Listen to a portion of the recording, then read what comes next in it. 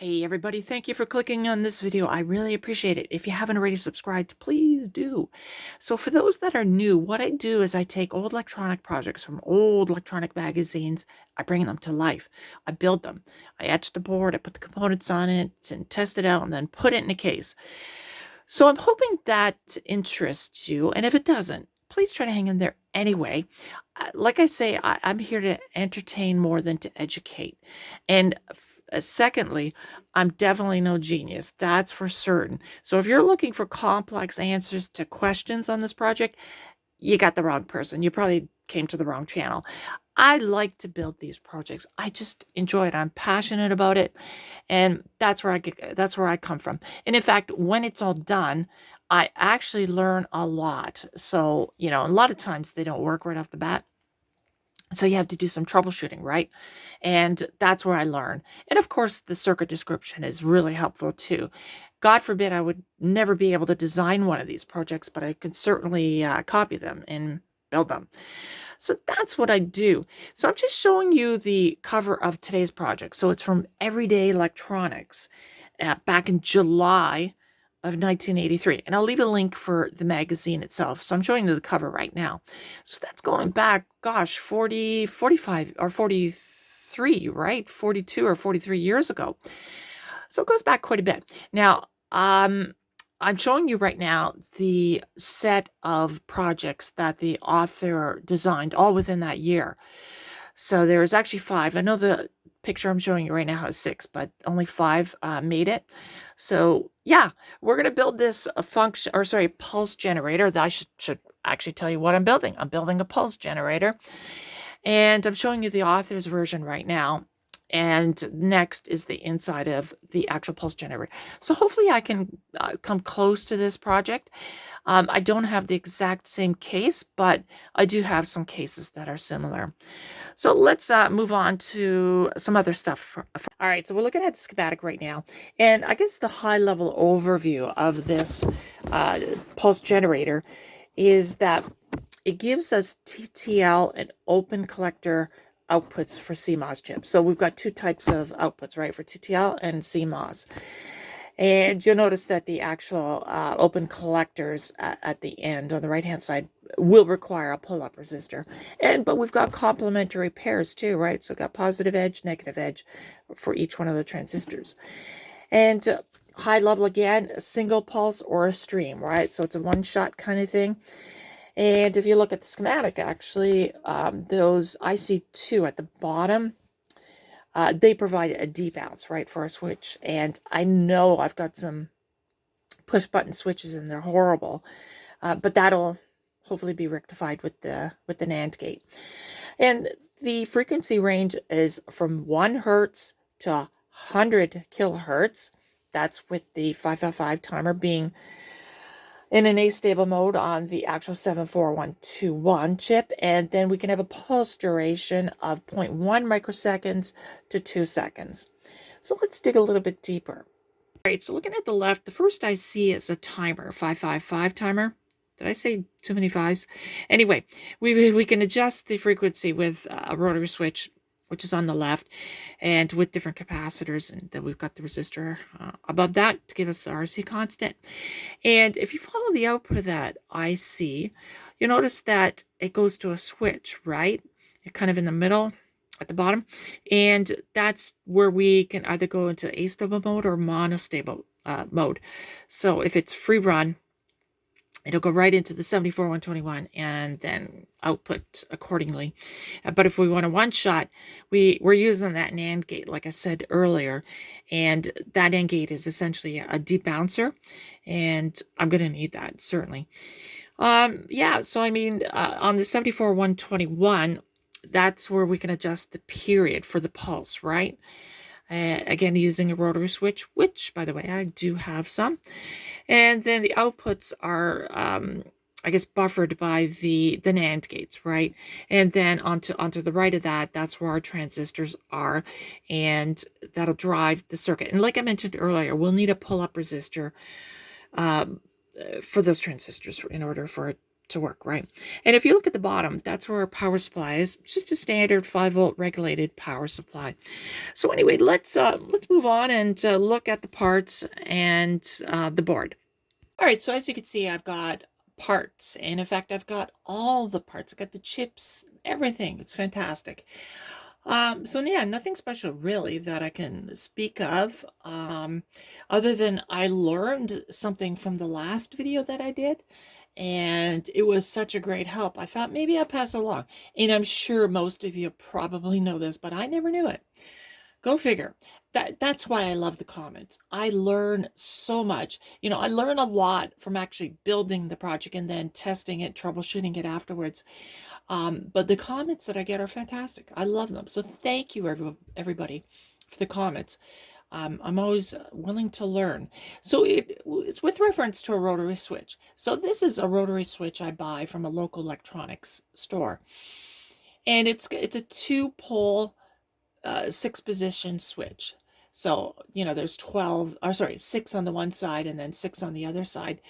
Well, it turns out that you can make this into, let's say, 2-position or 3 or 4 or 5. And all you have to do with these plastic ones is take off the nut and the washer, and then there's another kind of a washer there, but you can see there's a bit of an indent. And then that goes into the place you want it to stop. I didn't know that. And in fact, these switches here, they're older. They're from old electronic equipment. Maybe I could show you here. Yeah, so there's there's a prong that sticks out. I can't see where I'm going in it. You can kind of see that there, that prong, and that's what stops it. So on this one, you can see the one that's bent down because this was whatever, 3 or something like that, and I needed 4. So I just bent it down, and like I said, I turned it into a 3-position switch to a 4-position switch. Anyway, learning all the time, and yeah. So I think the next step is to go into the magazine, electronically cut the board out, and then paste it into a photo editor, and then I'll have hopefully a half decent board. I'm gonna have to fix it up. I'm certain of it, but I did look at the board and it looks pretty good. So I don't think I need a lot of time on it, but I'll get going on that right now.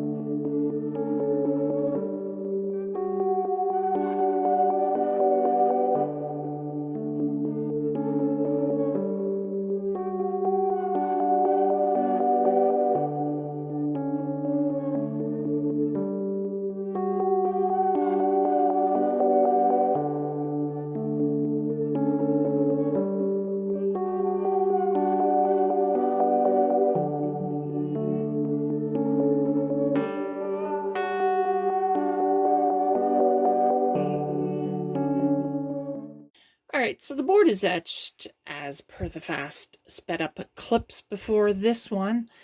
And I think for this one, I'm just going to put all of the parts on and then I'll bring you back in.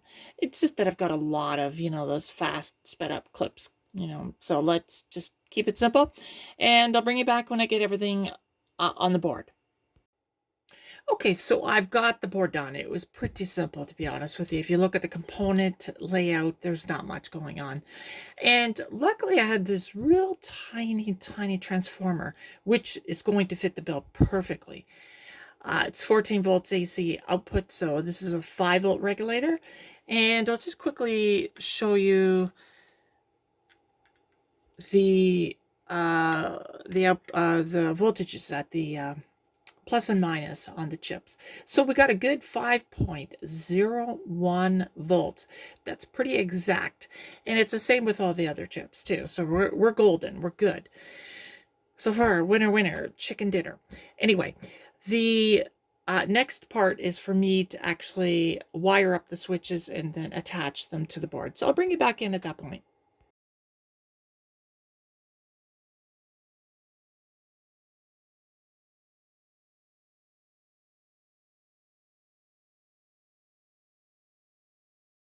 Okay, so as you can see, all the components are connected to the PCB board, or PC board. Just a quick rundown, that's the main frequency range selector. That's the fine frequency. And this switch goes between continuous and one shot or one pulse. And that's the button to press to get a pulse. And these two outputs here are for CMOS testing. So I'd have to show you in the schematic anyway. I'm wasting your time. Those are for CMOS outputs, and there's a common ground, and these are for TTL outputs, right? Positive and negative, or negative a positive. Still not sure. We'll get into that later. This is the switch for the period, and this is the fine tune of the period. So we've got a whole bunch of different options there. Yeah, so I mean, what else can I say? Let me just bring you up to the scope. Right now, we're going to test continuous. And I'm bringing you up to the scope now. And hopefully you could see that. And I know, I can't even zoom in on this phone. It is over 10 years old.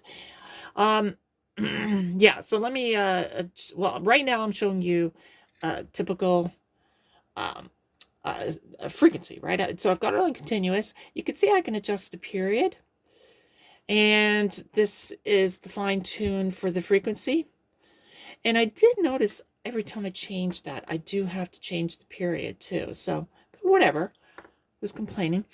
So yeah, I mean, that's the continuous part. So I'm going to put you on pause and let me set it up for the pulse. All right, so I am going to show you the one shot or the pulse, how that works. Before I do that, I just wanted to show you because I don't quite understand it either. I think I do, but every time I think I got something right, it's actually the opposite.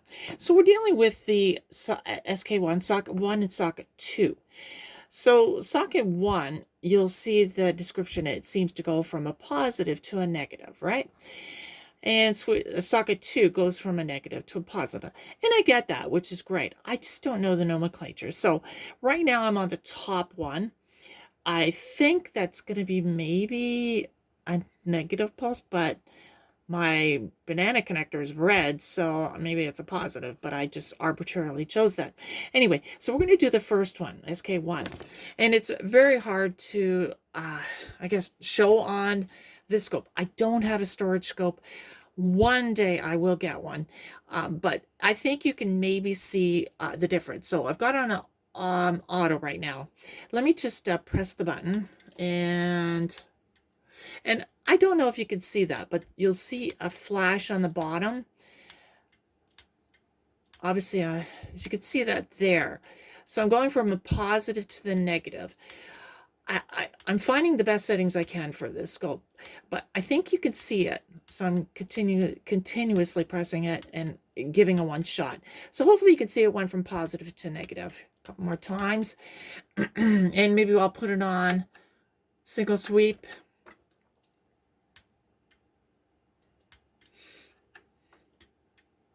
No, single sweep isn't very good.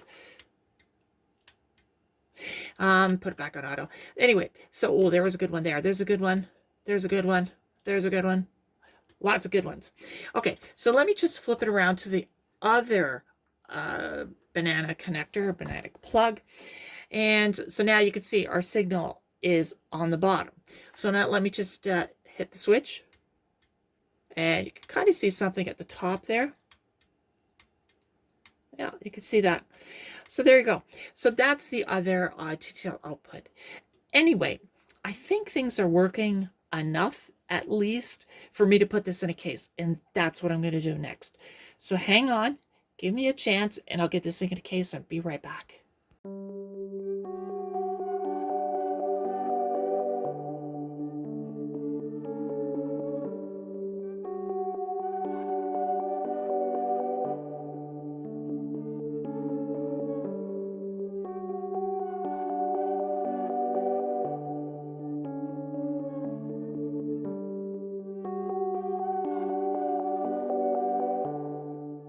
Okay, so as you can see, everything is done. I've got the project in a case, and I've got it nicely labeled, and I've got a frequency counter connected also to this circuit.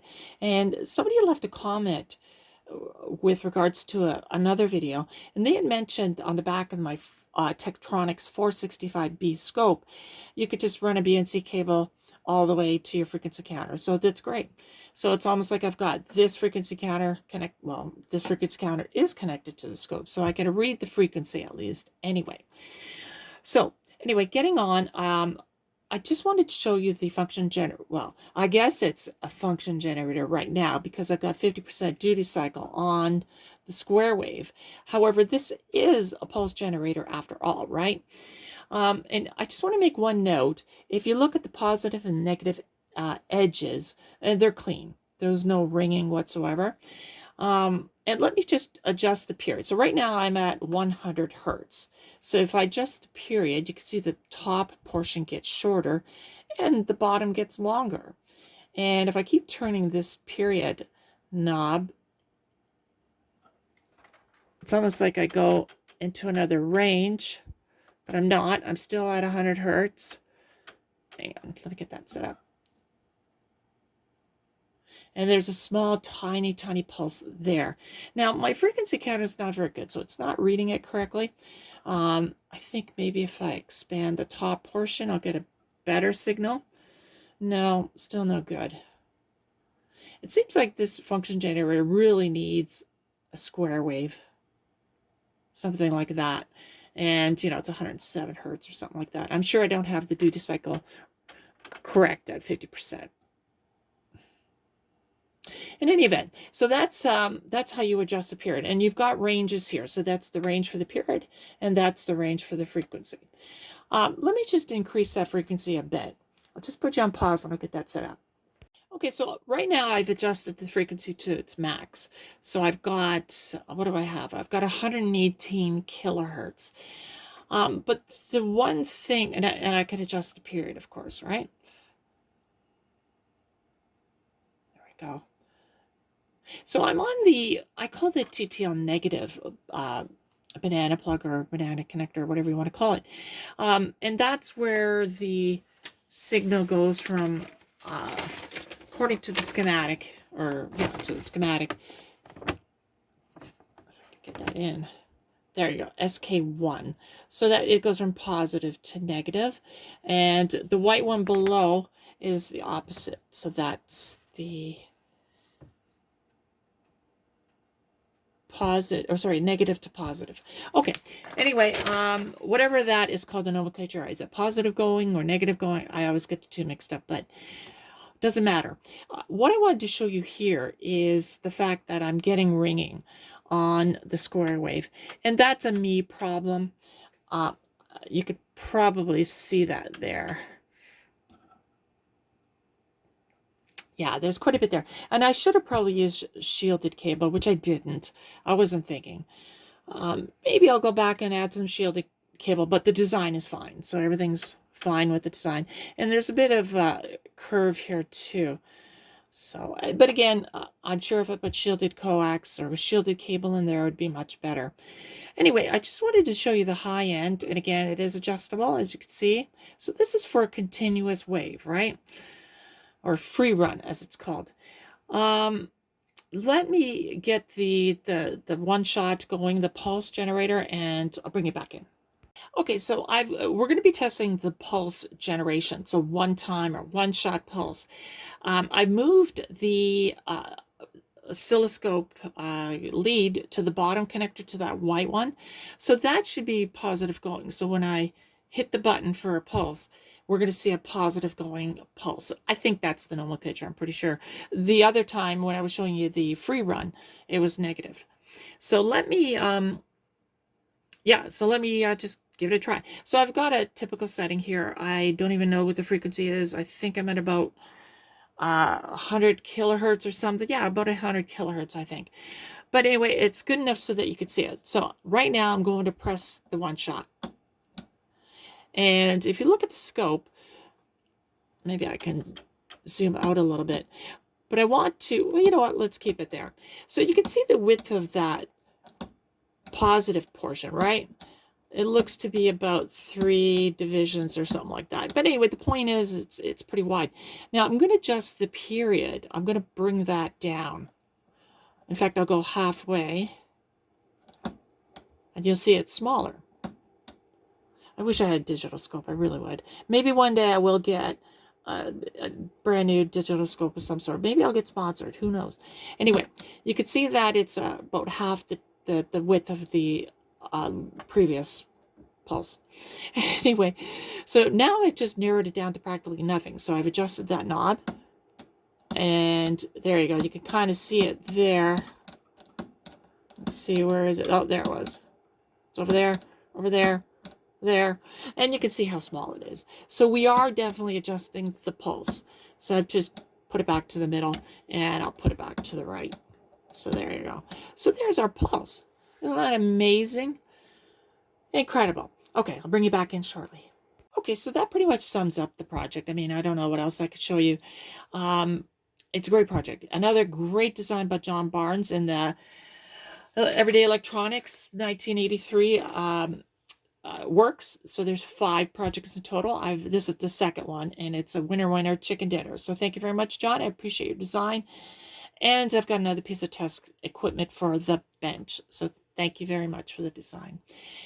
Yeah, so I don't know exactly what I'm going to do next. I've got a couple of old projects that I could not get going. I'm tempted to try to make them go, but it just takes a lot of time. I think it's best to start a new one. I did go to the local ham fest recently, and I picked up a lot of good stuff. So a lot more, some vacuum tubes, which I required. So who knows? Maybe we'll get a vacuum tube project on the go. We'll see. It's Thursday afternoon right now. And I'm going to upload this and schedule it for Friday. And the clock is ticking. So I'm on basically to the next project. It's a bit of a lengthy process too, by the way. And oh, by the way, I did upload the first project from John Barnes and Everyday Electronics. And it turns out to be kind of a bit of a hit. I think I'm at about 8,000 views right now. So that's one of my more successful ones. So for those people that have watched that video or found me and brought me to this point, it seems like things are going well, if I could say that. I think I'm close to monetization, but even when I do get monetized, it's not going to be very much. It's going to be $100 at the most, maybe that. In any event, not really too concerned about that. I just love building projects. I'm very passionate about it, and I get a kick out of doing it. So thank you again for watching this video, and bye for now.